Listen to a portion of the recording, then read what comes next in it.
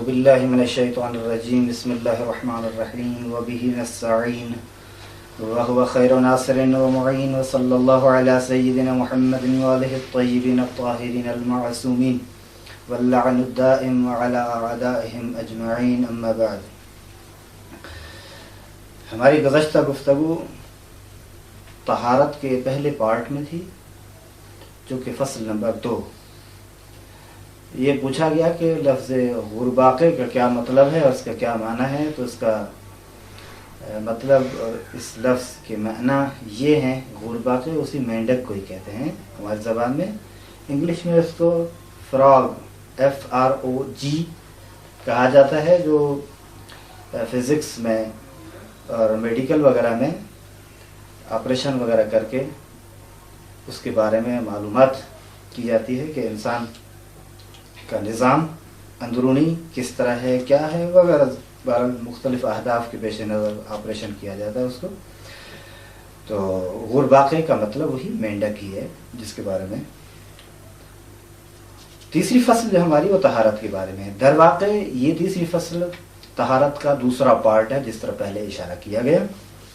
اس میں 3 چیزوں کے بارے میں گفتگو کی جائے گی. سب سے پہلے وضو کے بارے میں, اس کے بعد غسل کے بارے میں, اور اس کے بعد تیمم کے بارے میں. وضو, غسل اور تیمم, یہ 3 چیزیں ہیں جن کے بارے میں گفتگو کی جائے گی. سب سے پہلے وضو. قبل اس کے کہ ہم اس وضو کے بارے میں جو کچھ کتاب میں ہے فقط چند جملے مختصر عرض ہے کہ وضو ایک ایسی عبادت ہے جس کا وجوب ذاتی نہیں ہے, وجوب نفسی نہیں ہے. اس کا وجوب غیری ہے, بالغیر ہے, وجوب مقدمی ہے. ایک یہ مسئلہ. دوسرا مسئلہ یہ کہ اور یہ بہت اچھی عبادت ہے, ایسی عمدہ عبادت ہے کہ کوئی بھی, حتیٰ کہ روایات میں ہے کہ لا صلاۃ الا بالطہور, اور واجب نمازیں بغیر وضو کے ادا کرنا صحیح نہیں ہے. کوئی بھی واجب نماز ادا ہی نہیں ہو سکتی سوائے اس کے کہ وضو اس سے پہلے انجام دیا جائے. اور قرآن کریم کی آیت یا ایھا الذین آمنوا اذا قمتم الی الصلاۃ فاغسلوا وجوہکم وایدیکم کی آیت وجوب وضو پر نص سے صریح ہے. اور اس میں وضو میں 2 چیزیں ضروری ہیں, غسلتان و مسحتان. اور ابن عباس سے بھی یہی مروی ہے, اور قرآن کریم کی اس آیت سے بھی یہی استفادہ کیا جاتا ہے. اہل بیت علیہ الصلوۃ والسلام کے فرامین اور تعلیمات سے بھی یہی استفادہ کیا جاتا ہے. یعنی واجب چیزیں جو ہیں وہ 2 ہیں, غسلتان ہیں اور مسحتان. غسلتان میں فاغسلوا وجوہکم و ایدیکم آ جاتا ہے, اور مسحتان وامسحوا برؤوسکم و ارجلکم. اور اس قراءت کے لحاظ سے بھی بیان کرتا ہوں کہ دیکھیں, ارجلکم ارجلکم دونوں صورتوں میں مسح ہے. اگر ارجلکم پڑھتے ہیں تو بھی مسح ہے, اگر ارجلکم پڑھیں تو بھی مسح ہے.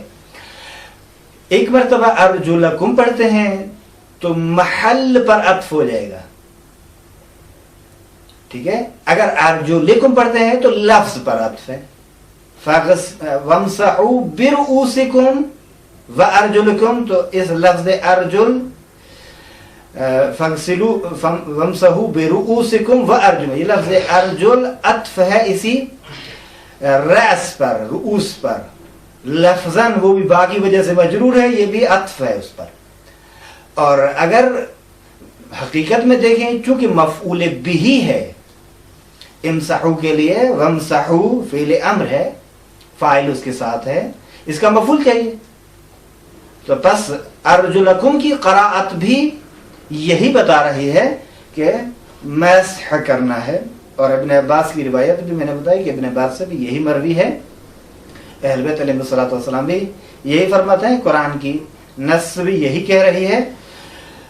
مگر یہ کہ بعض مفسرین اہل سنت کہتے ہیں کہ جو چیز قرآن اللہ کی طرف سے نازل ہے وہ یہ ہے, لیکن کسی اور کے کہنے کی بنا پر ہم نے اس کو دھونا شروع کر دیا پاؤں کو. یہ مختصر گزار ہے، البتہ مفصل بحث ہے اس وضو کے بارے میں کہ وضو کی کیفیت، اس کے بارے میں چند کتابیں ہیں جن میں سے ایک دو کتاب کی طرف ایک ہے مرحوم کراچی کا رسالہ کہ وضو قرآن کریم میں مسح الرجل فی القرآن کے نام سے ہے، اور یا مسح الرجل فی القرآن یا المسح فی القرآن. اور دوسری کتاب ہے اس کی تفصیلی وضوء النبی اویس شہرستانی کی لکھی ہوئی تفصیلی کتاب، فارسی میں اس کا ترجمہ بھی ہوا ہے، اصل یہ عربی میں ہے. اور معمولاً مفسران شیعہ اور سنی اسی آیت کے ذیل میں اپنے اپنے نظریات، اپنی اپنی دلیلیں بیان کرتے رہتے ہیں. تو پیغمبر اکرم کی وضو کی کیفیت کیا تھی اس وضوء النبی میں تفصیل سے اس کو بیان کیا گیا ہے، آپ مراجعہ کیجئے وہیں. اور ہمارا ایک مفصل مقالہ بھی ہے، اسی مضمون بھی ہے، آرٹیکل ہے اسی عنوان سے انشاءاللہ، اور وہ بھی اگر توفیق ہوئی تو شائع کیا جائے گا. اب آئیے کتاب میں جو کچھ موجود ہے اس کے بارے میں گفتگو کرتے ہیں. یہ کہہ رہے ہیں کہ نمازی کو چاہیے، نماز گزار وہی مصلی ہے. مصلی کہیں، نمازی کہیں، نماز گزار کہیں، ایک ہی بات ہے. نماز سے پہلے مصلی کے لیے وضو کرنا ضروری ہے اور خود کو اس بہت بڑی عبادت کے لیے تیار کرنا ہے. کون سی بڑی عبادت؟ نماز. نماز چونکہ بہت بڑی عبادت ہے اور اس کی اہمیت کے بارے میں پہلے بھی عرض کر چکا ہوں کہ ان قبلت قبل ما سواہا و ان ردت رد ما سواہا. کچھ مقامات پر غسل کرے یعنی تمام بدن کو دھوئے، اور جب وضو نہ کر سکتا ہو یا غسل نہ کر سکتا ہو تو ان دونوں کے بجائے ایک عمل ہے جس کا نام ہے تیمم. یعنی جس مقام پر آپ کے لیے ممکن نہ ہو وضو کرنا وہاں تیمم کیجئے وضو کے بدلے، اور جہاں غسل کرنا ممکن نہ ہو وہاں غسل کے بدلے تیمم کیجئے. کہتے ہیں کہ انشاءاللہ ان کی احکام سے، ان کے احکام سے اسی فصل میں زیادہ تر زیادہ آپ آشنا ہوں گے. اب یہ کہ وضو کی کیفیت کیا ہے، چگونگی وضو. کہتے ہیں سب سے پہلے انسان وضو میں صورت کو دھوئے، اسی قرآنی آیت کو مدنظر فَاغْسِلُوا وُجُوهَكُمْ، دھو اپنے چہروں کو، وَسِپَس دست راست. اور پھر لفظ رجل کے بارے میں بتا دوں کہ عربی زبان میں لفظ ریجل کا اطلاق مختلف مواضع پر ہوتا ہے. ایک مرتبہ لفظ ریجل کہہ کر ہم فقط یہ انگلیوں کا یہ حصہ مراد لیتے ہیں، یہ ہتھیلی نہیں ہوتی اس میں، یہ ریجل ہے. اور سرقت اور چوری وغیرہ میں یہی کاٹنی ہے. کیوں؟ اس لیے چونکہ مواضع سجدہ اللہ کے لیے ہے، وہاں حد جاری نہیں ہوگی. ایک یہ. دوسری بات کہ کبھی کبھی ریجل کہہ کر، معذرت کے ساتھ ید، رجل لفظ نہیں، معذرت کے ساتھ یہ بحث ہو رہی تھی ید کی. لفظ ید کے اطلاقات مختلف ہیں. ایک مرتبہ لفظ ید کہتے ہیں مراد یہی ہے، یہ ہتھیلی، یہ 5 انگلیاں، یہ ہتھیلی مراد نہیں ہوتی. کبھی لفظ ید کہتے ہیں اور یہ مکمل کلائی اس تک مراد لیا جاتا ہے. کبھی لفظ ید استعمال کر کے اور مراد کوہنی سے نیچے خود کوہنی بھی اس میں شامل کی جاتی ہے، اور کبھی مکمل بازو کو لفظ ید سے تعبیر کیا جاتا ہے. لذا سب سے پہلے دست راست کو دھونا چاہیے، رائٹ ہینڈ کو دھونا چاہیے، اور اس کے بعد لیفٹ ہینڈ کو دھونا چاہیے. اور کہتے ہیں کہ وہ جس پانی سے اس نے وضو کیا ہے وہی رطوبت رہے، اسی رطوبت کے ذریعے سے سر کا مسح اور دونوں پاؤں کا مسح بھی اسے کرنا چاہیے. لذا یہ لفظ ید کے اطلاقات تھے. ویسے لفظ ید کبھی مجازن کسی اور معنی میں استعمال، مثلا قدرت میں ہوتا ہے، طاقت میں ہوتا ہے، یا ان کو کہیں کہ اگر مفرد میں آئے تو اس کی جدا معنی ہوتی ہے، اگر جملے میں آ جائے تو اس کی معنی مختلف ہو جاتی ہے بعض مقامات پر. تو بس سب سے پہلے صورت وہی چہرہ ہے جسے ہم اپنی زبان میں چہرہ کہتے ہیں، فارسی میں اسے صورت کہتے ہیں. دست سے راس وہی رائٹ ہینڈ یا دایاں بازو، دایاں طرف، اور پھر دست چپ یعنی بایاں حصہ.